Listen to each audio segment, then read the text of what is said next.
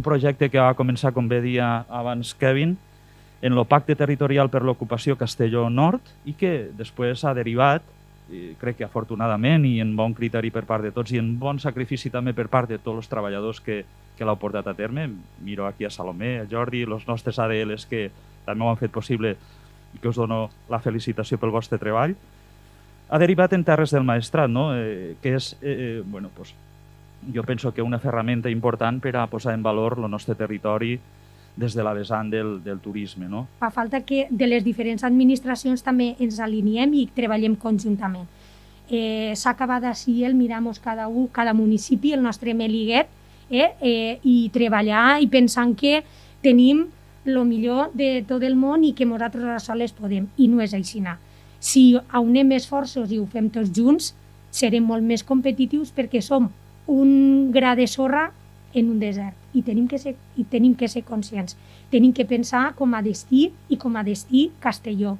L'objectiu principal d'esta associació és el de posar en valor els recursos endògens i les possibilitats del territori com a destinació turística.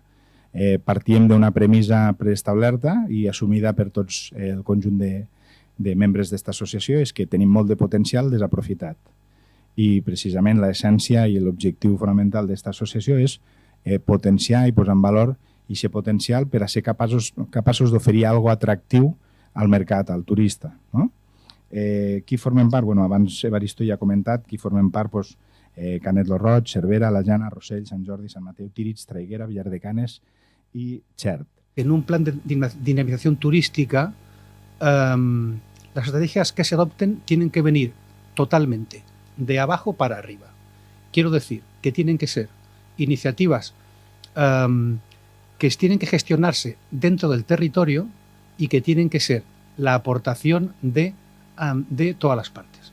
Tenemos que tener claro qué objetivos queremos obtener con el plan y esos objetivos tienen que ser ni más ni menos que la puesta en el mercado de productos turísticos, que son una serie de bienes y servicios que se intercambian por dinero.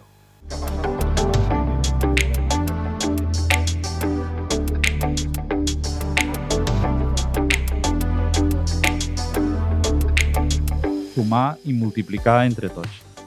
En això me quedaria i repetir gràcies a tots els que heu intervingut i a tots els que esteu aquí.